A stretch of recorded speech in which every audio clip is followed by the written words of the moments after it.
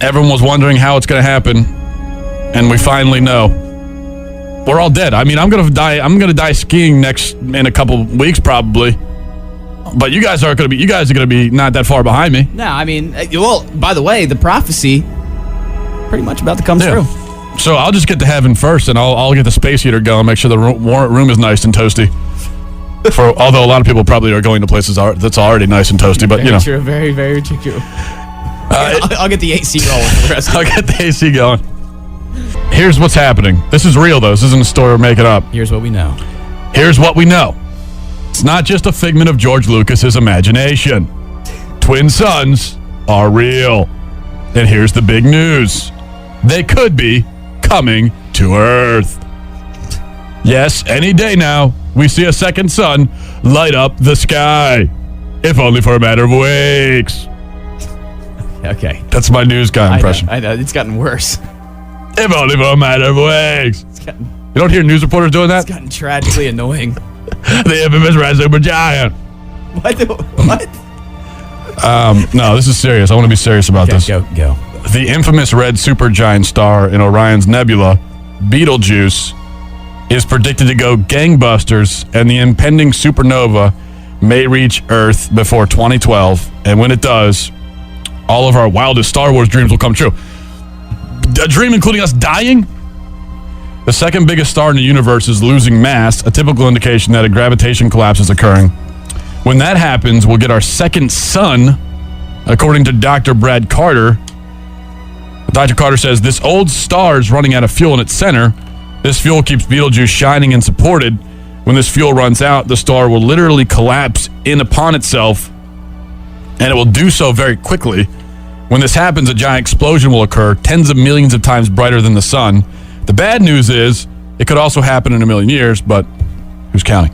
The important thing is one day, night will become day for several weeks on Earth.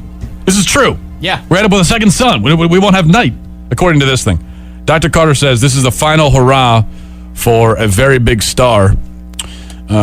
If it goes bang, it explodes, it lights up. We'll have incredible brightness for a period of time, for a couple of weeks, and then over the coming months, it begins to fade, and then eventually it will be very hard to see at all. The interweb is being flooded with doomsday theories saying the impending supernova confirms the Mayan calendar's prediction of the Armageddon in 2012. These conspiracies aren't helped by the word Betelgeuse being associated with the devil. Though it is a derivation of the Arabic phrase Yad al-Jwaza, meaning the hand of Al-Waza, referring to a mysterious woman that controls the order of the universe, it hasn't stopped some people from clearing out their bunkers and stocking up on tinned food. But Dr. Carter says, far from being a sign of the apocalypse, the supernova will provide Earth with elements necessary for survival and continuity. So where's the part where we all die? Well, see, I'm attributing this because I watch a lot of Science Channel, a lot of History Channel. The problem is during some supernova events, they let off gamma ray bursts. Now, these are very intense bursts of radiation. And it would basically be like, but they're very directed. For example, if I had a spotlight, the light around, it's not going to hit you. But if I directly point the spotlight at you, boom, you're done. I mean, it's not going to be that bad. I mean, if the gamma ray burst hits you, it'll just destroy every living thing on the planet on a molecular level, and then it'll obliterate our atmosphere, cause our oceans to boil. It'll punch a hole in our magnetic field, allowing every pea-sized meteor that tries to enter the atmosphere, it'll just allow it to come right on through like a 5-year-old with a fistful of pea gravel. That's all right. I have an umbrella. Some experts have speculated Betelgeuse explosion may cause a neutron star or result in the formation of a black hole approximately 13,000 light years, or 1,300 light years from Earth. Dr. Carter says it could go either way. There's a reasonably even chance of a neutron star or a black hole. If it were me, I'd suspect it would more likely to become a black hole at 20 solar masses. So, the big news is that supposedly right around 2012, when this star finally bites the big one, we'll end up with a second sun for a couple of weeks, and there won't be a night to speak of. That'll be cool, though, man. That would be cool. But it doesn't say this in the article, but there have been a lot of doomsday theories on the internet.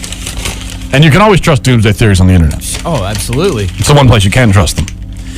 And so they're saying that, this thing exploding could possibly wipe out all life on Earth for the reasons you outlined.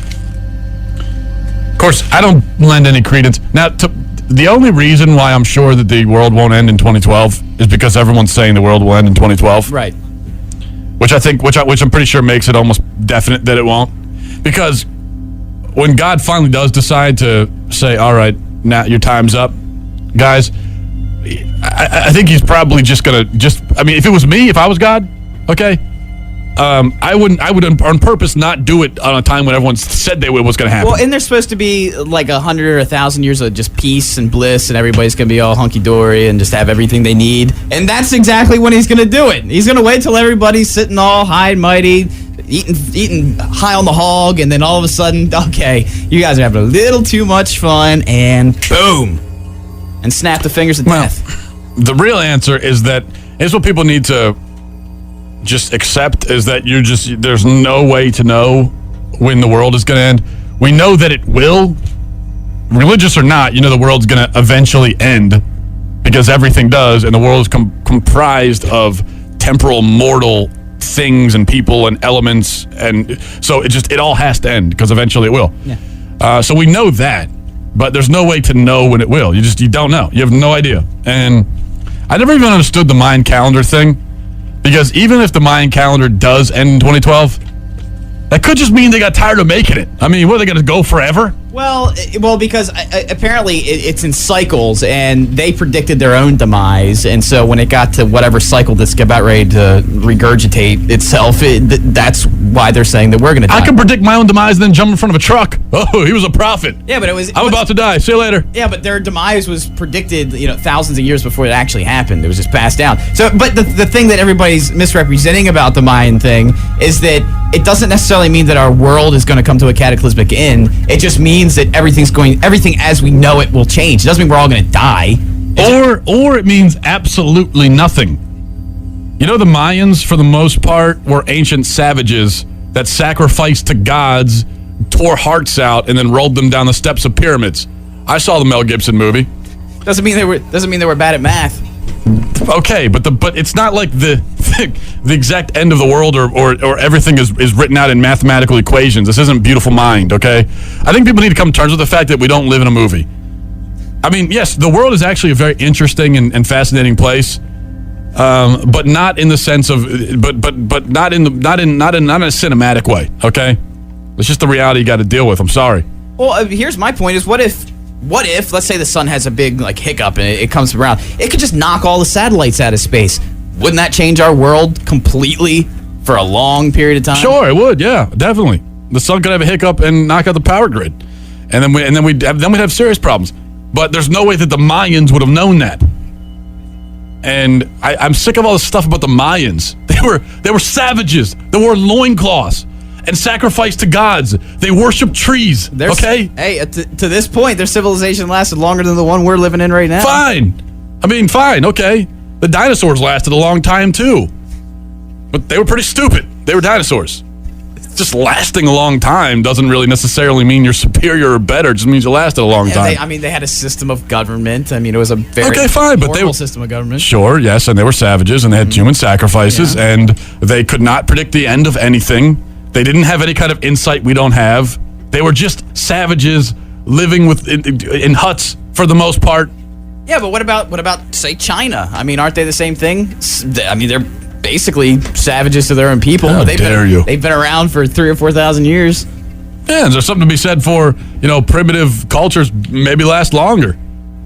I'm not sure this. I mean, the more you think about the really advanced societies and civilizations, ancient Rome, Greece, United States, Britain. I mean, compared to the Mayans and the Chinese, all these civilizations and empires, if you want to call it that, lasted a very short time. Even the Roman Empire, in comparison, lasted for a very short amount of time. So maybe you could say something about the more advanced, kind of destructs. But anyway, so it doesn't matter. That's my point. I mean, if anything, the fact that they were less advanced let them stick around longer. I think we'll destroy ourselves. Yes, but the Mayans will have nothing to do with it.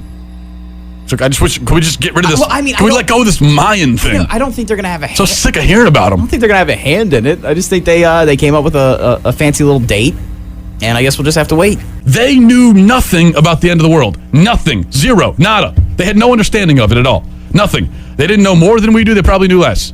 Once again, they sacrificed other people to their fake gods. Okay? That was they were stupid is what they were. These freaking dumbass Mayans. I'm tired of hearing about them. God, I'm so tired of it. Hey, the Mayans said this. And most people that quote the Mayans don't know anything about Mayan culture. I know. They have no... Yeah, most of them probably don't even know where the Mayans were. The Mayans over in Africa. 8:32 in the MattandCrank program. But anyway, the point is that there's going to have a second son here in 2012, maybe. I didn't know it angered you so much. I wouldn't have printed the story. No, I mean, the son thing, cool. That's cool. I'm just tired of hearing about the Mayans. And I'm the one that brought them up, so I'm angry at myself. I know. Good God, man. The MattandCrank program.